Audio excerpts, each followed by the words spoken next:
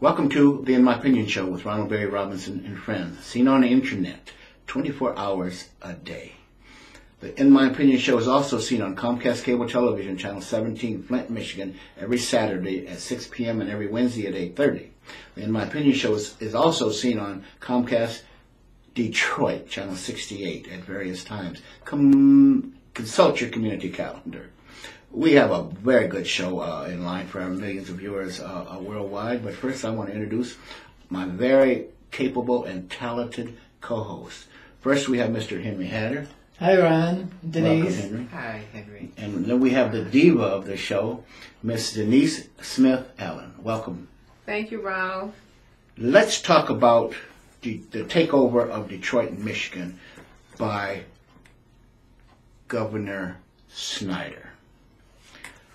I'm in receipt of an email from Mr. Tom Barrow. He's the president of Citizens for Detroit's Future. If you remember, he ran against Dave Bing for mayor of Detroit. And this letter is a copy of a letter sent to Detroit City Council President Charles Pugh. I'm writing to you and each of your colleagues to urge Detroit Mayor and City Council to go on the offensive and aggressively explore an authorization for the City of Detroit to initiate a Chapter 9 proceeding. It is clear that our city is not a legitimate candidate for an emergency financial manager, even as the railroad is illogically running in that direction. Bear in mind that Detroit has not failed to make a bond principal payment, has not failed to make a bond interest payment, has adequate cash to operate, and is paying its bills, resolving its nominal deficit. Nonetheless, conservative forces that are behind the pressure to impose an EFM known as the Emergency Financial Manager is the only way to get access to the city's resources. Remove you and control under EFM arrangement, you will be denuded and rendered ineffective as the people's elected representatives. As importantly, the residents will be subjected to an unaccountable czar for years, enriching conservatives off of the city assets paid for by decades by Detroit taxpayer dollars. Mr. President, I have been appointed trustee by the United States bankruptcy courts on multiple occasions and have consulted Chapter 9 experts and know how it works. I also know that there is a number of advantages to a city initiating Chapter 9 filings, a few of which I will list here below. Governor Snyder and the state's conservatives do not want you to know about any advantage, nor do they want you to seek such protection, because it will minimize their power over us. Moreover, the advice you will be given by Miller Canfield attorneys will likely be conflicted and not represent the best advice available. Remember, they were forced hired. Along with the city's current mayor and council under Chapter 9 future officials will also remain in complete control, subject to the court's oversight, and can decide when to emerge based on when they are ready. Number 3, council and the mayor will have complete authority to abrogate any contract. Yes, that means the consent agreement, memorandum of understanding, unwanted contracts, as well as embedded state operatives. But as importantly, your successor will have the same ability. With approval, you will be able to unilaterally modify bond and or long-term debt agreements, all of which can be revisited by new leadership because it will be under our control. Detroit's assets like Belle Isle and the water in the Detroit Water and Sewage Department will not be subjected to sale or transfer under Chapter 9. Last and most importantly, you and the mayor will have the time to create a long-term plan to manage our deficit without interference and in an environment conducive to running our own city. Bear in mind that the water department, which we own, has over $250 million of unrestricted cash. Should short-term borrowing become necessary, we could borrow from one of our own entities and pay ourselves the interest and principal. Mr. President, these are but a few Chapter 9 benefits, the most important of which is you control the city's destiny, not an unaccounted outsider.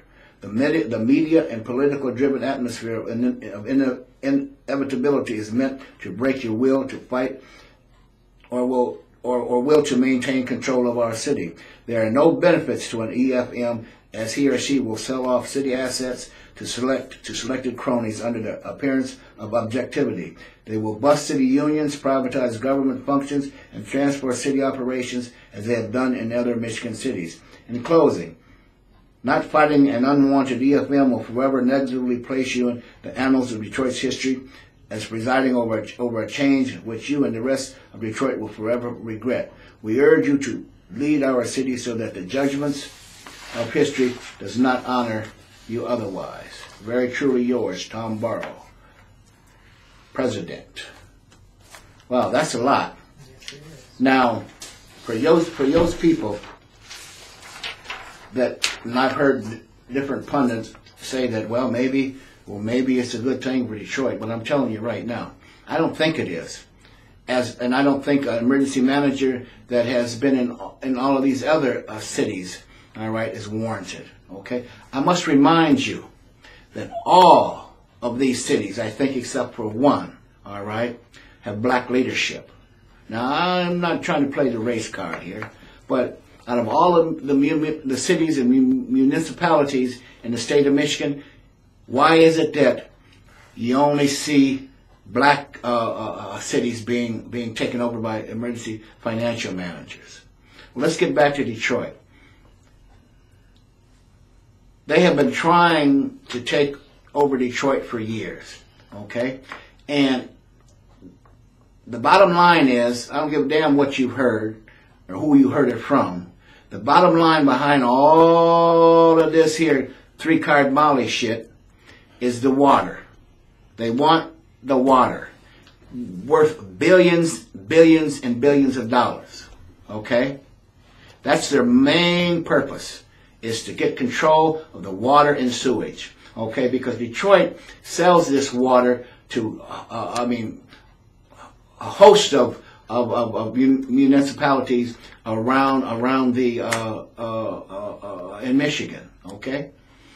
And also, it's my understanding that if they get control of Detroit's water, okay, people in high places have bought up all kinds of land, from Port Huron to Flint. Okay, so keep that in mind. Mr. Hatter, what do you think about this? Well, Ron, you sure put a lot on the table. And you're exactly right about water. Water is a very precious resource. And we need it. Everybody needs it. But I'm not so sure how much we need the sewage. You can have the sewage. You can keep the sewage. But I think the water is something that is very important. And first of all, when the city of Detroit is hurting, guess who's hurting? It's the people who are governed, not the people who run the government, not the people who have the money. It's those faceless people that we don't see. Mm-hmm. Those are the ones that we're undermining.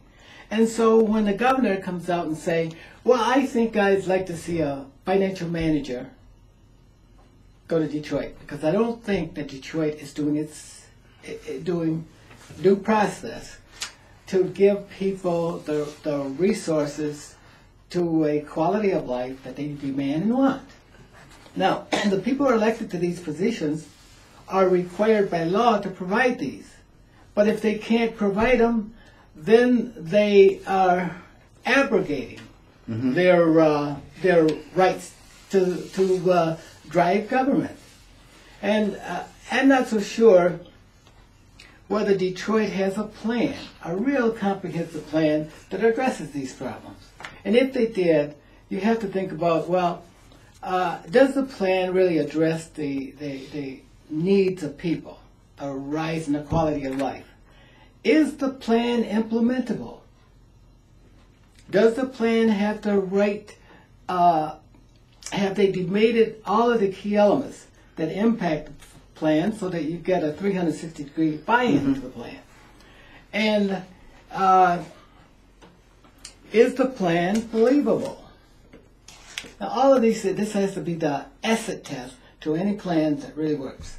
If you have not done that, you don't have a plan. Okay. Your plan must be able to pass muster before its critics. Not only the people that love the plan, but it has to get acquiescence from those critics. Then I'd say anybody who has a plan, if Detroit has such a plan, that's the plan that people ought to buy. But I don't think it's there yet. I think that Detroit needs to. How many years have they been in a financial distress? Maybe 5, 10? It's been a lot of time. Mm-hmm. I remember when the Black Museum went out of business because of its lack of funding. Well, no, you're talking about Charles Wright? It's in business. Well, it went into financial distress sure. there. Absolutely. And even with all of the support money that it had, but the people in Detroit couldn't make it work. And yet they had all of the resources. They had the power to make it work. I think that we need a new generation of leadership, and it may be all blacks. Who knows? Or it may be pluralistic. I don't care if the leadership is black or white, you know what I mean, or Arab or Hispanic. Let's get the job done. You know what I mean? The people put you in office, all right, to govern responsibly, okay? And that's what it's all about. Well, Ron, I think Burroughs was alluding to, chapter 9, okay? And he seemed to have spelled out some ways in which Detroit could become more viable.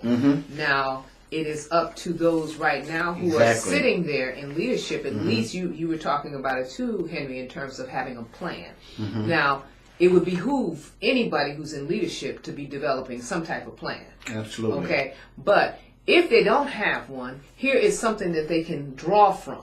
And then they can become creative in terms of putting together something that will be viable so that the economic development in Detroit can move forward.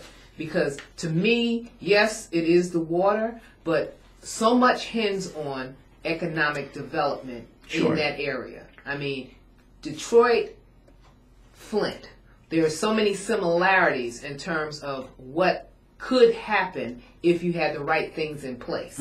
You know what I mean? And the right people at the table. Oh, absolutely. You got to have the right people at the table. Absolutely. You've got to have your critics as well as the people who support you. If you don't have the critics, you're just twisting Dixie.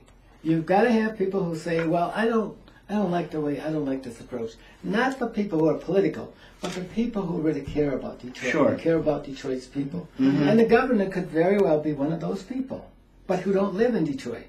And whose responsibility? No, he lives in a mansion in Ann Arbor, right? And that's okay. On the river. If you would give it to me, I would live there. You know. Okay, but the thing is, the quality of life. If he's concerned about the quality of life, because people in Detroit are probably as important as anybody in the state of Michigan to the governor. But the governor's playing to his stooges, okay, and to his base. You know that as well as I do. Here's what I know about the governor. He'll fold in a heartbeat. The governor does not elect. In my opinion. The governor does not appoint all Republicans. Republicans really adamantly thinks that he is against them.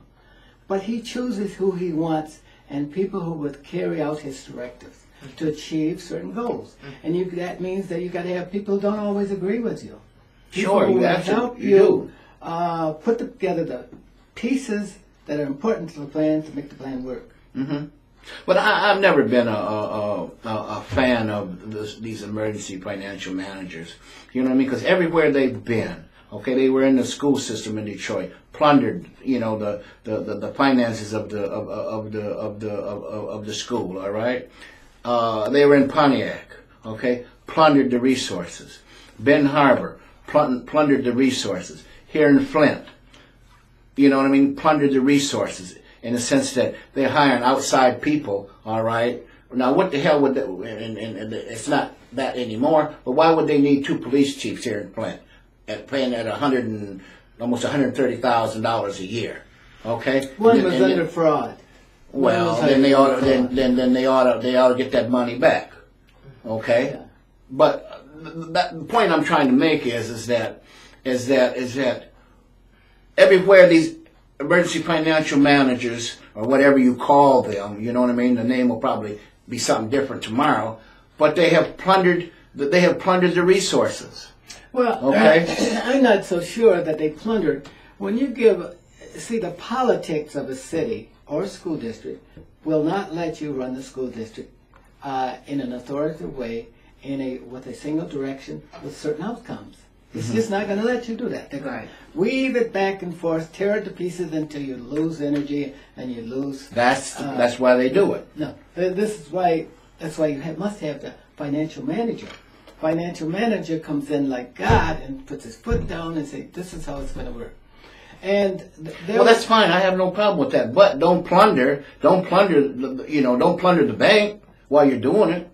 Well, how do they plunder the bank? Explain. How do they bring in their cronies, you know what I mean, at excessive salaries, all right? When they probably could get the same services by people that are already employed in that, Those are the people that are the problem. Maybe not. Maybe not. People who can get the job done, who are committed, and do what's necessary to get the job done. If it requires laying off 100 people out of 1,000, that's what you got to do. That's the hard decisions that must be made. Yeah, but here, and I understand Ron's concern about having an emergency manager or financial manager. It doesn't matter what the name is called. The idea is government has already been set up. You already have people who are elected to do the job. Who are not doing the job. But they need to be still allowed to do the job, because even we had a recent election, or at least I won't say it was even an election so much as it was ballot initiatives and a referendum about that whole concept. And the people in this area said, we don't need it. Okay? So here you are supposed to be governing the people, and the people say, we don't need this, but yet we have this dictator who basically says, regardless of what you say, this is what it's going to be. And this is why you have such a breakdown in the way things are being governed. Well, see, I'm a conservative constitutionalist. I believe the law says that this is how this system of government works. You must not operate with a deficit budget. Well, okay. I think we're not disagreeing with that. Okay, yeah, we got that. Now, do you know that this is what's happening to cities and school districts? That's why they're being taken over. But is there anything in the Constitution that talks about having an emergency manager, emergency financial manager? These things were just recently created. Yeah, they have to be created to protect the interests of people. Well, what's in the Constitution? Okay, but the voters say they don't want it. The people don't have a right. What people say that we don't have. Unless you submit it to a referendum, segments of the people, by their philosophies, don't have the right to say no. Well, that's the reason why. Only a referendum can tell you that. Yeah. Well, if the referendum says they don't want it, and then they still do it anyway, then what does that mean? I don't know whether the people have said that they didn't want it. Well, let's just take this for instance. Okay, Flint, they did recently. Well, Flint is only one entity. The voters in Michigan said that they didn't want Proposition 4, right? Okay, they voted it down. What did this? No, they didn't want it in. What did this guy? Installed in the Constitution. What did this guy up in Lansing do? But turn around and brought some more bullshit up. You know what I mean? And put a stop to a referendum so that the referendum couldn't be initiated to challenge that. I beg you to differ, my friend. That proposition said that the people did not want that incorporated in the Constitution. Had they left it out of the Constitution, it might have passed favorably. But they didn't want constitutional changes of this nature. Well, That's why all of those propositions well, fail. powers in Lansing make damn sure it won't work. You know, even Yeah. if they brought And it the people to the were table. right not to change the Constitution. You And, you know, delving into the Constitution, just like this thing with the right to work, you know, putting that into the Constitution, you create a privileged class. Everybody else would be subjugated to this privileged class whose rights and incomes and all of the other stuff are protected by the Constitution. You know, we want to be cautious how we open and close the Constitution. I'm sorry. Absolutely, we do. There's nothing to be sorry about, but you've got to, you've got to watch, because there are those out there that want to change. If they had their way, they'd be changing things in the Constitution every year.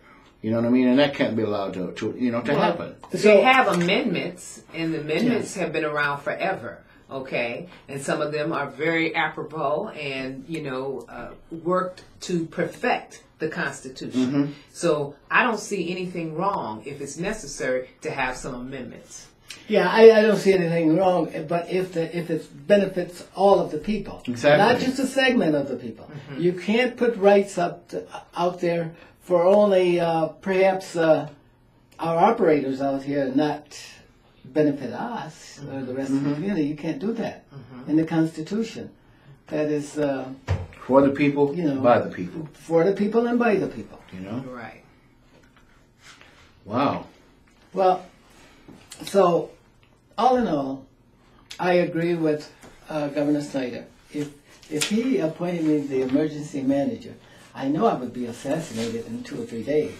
No, they wouldn't. Because I'd be your bodyguard, buddy. You know what I mean? I would want to see the people's interests protected. I want to see the people's interests. So the people are vulnerable to governments. Governments can be oppressive. Yeah. And they are. Yes. And they can look away from conditions. They don't see the conditions of suffering that many people do see. And well, I think what's probably one of the key factors in the situation that you're talking about is being able to address it with the people. Yes. Having some kind of forums and things like that to educate the people to say, okay, we only have $100 in the bank. And you want to spend $200, so certain things are not going to be bought. So this is how we're going to do this. I mean, if you put that kind of information out to the public so they understand what's going on, I think you would have a more informed electorate. And I agree with that 100%. Once the people decide, that's the plurality of the people decide that this is the way we want to go, I'm with that.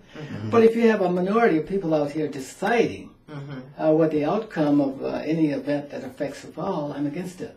Well, but you have this elitist group of people right now, the Congress people and all the rest of them that are making decisions. But that's because we appoint them, we elect them for that purpose. And it's like a balloon that you blow up and direct toward that wall, and it just zigzags all over the place, so you can never completely track it. But you can there's still the reins for the next election cycle. Okay. All right. Okay. Anything more? I have nothing else to say about that. Yes, I think that people give Governor Snyder a bad rap, and I know when you make tough decisions, nobody's going to be in your corner. You have to make them though. Well, there's nothing wrong. The same thing with our president. When you make those tough decisions, people rise up and don't like it, and it get passed by what is perceived to be the plurality of the people, then we have nothing else to say about it but to live with it. To live with it. There's nothing wrong with making hard decisions, all right? But I think when you make these hard decisions, you should have all available facts, all right? I agree. All available. Well, that's facts. what I was saying before about it, not only having the facts but presenting the facts. Because so much of this stuff, a lot of times people are under the impression that we're not getting it all. We're not getting the whole truth. Okay. That's why you have to have everybody at the table. Right. People. Exactly. Well, let's change gears here. What is your thoughts on women in the military? Should they be on the front line, or should they not? Okay. Now, if I was in the military and I was in the war zone and my ass depended on, on a female, hey, look, come on, get in this foxhole, let's kill up some folks. All right? That's my, and I think a woman is just as qualified, all right, as a man. They may not have the, as they say, the upper body strength, but there's other attributes that would probably kick in. Right. You know what I mean? Absolutely. Now, why there's such a controversy, I don't know. If it was for me, it was up to me, women would have been on the front lines, long time ago. And as quiet as kept, they have been all the way from the Revolutionary War. All right. Right. So, you being the resident female, DSA, what do you think? Okay, well, I'll speak not just because I'm a resident female, but I think that it's important to realize that, change is a challenge for a lot of people. And I think about the police department. I think about where I work. These were male-dominated positions, okay? And they had their reason. Whether it was sexist, racist, whatever it was, there were reasons that these things took place. But if you're talking about physical strength, if you're talking about mental ability, there are tests, there are things that people have to go through in order to qualify. Sure. Okay? And once they've qualified, when they were able to bring women into the military, they had to go through boot camp. They had to go through training. Absolutely. They had to go through these things. And a lot of these women have aspired to go beyond a private first class. They have gone on and taken on some very high-ranking positions in the military, in all the branches. So, what's the problem with the front line? I don't see it. I don't see it. I don't see it. If this woman has been trained to use artillery, okay, and she is capable of holding that rifle or whatever it is that she has, okay, can detonate some bombs and all the rest of that stuff. If you're in a war, you need every able-bodied individual to participate. Exactly. And if they've been trained to do it, then why not? I agree. This is, unfortunately, we got to bring this segment to a close, but we will revisit this again. I want to thank our technical staff as well as my co-hosts, Mr. Denise Smith-Allen and Mr. Henry Hatter. Thank you, and our millions of viewers worldwide. Until next time, this is Ronald BarryRobinson and friends saying, stay focused.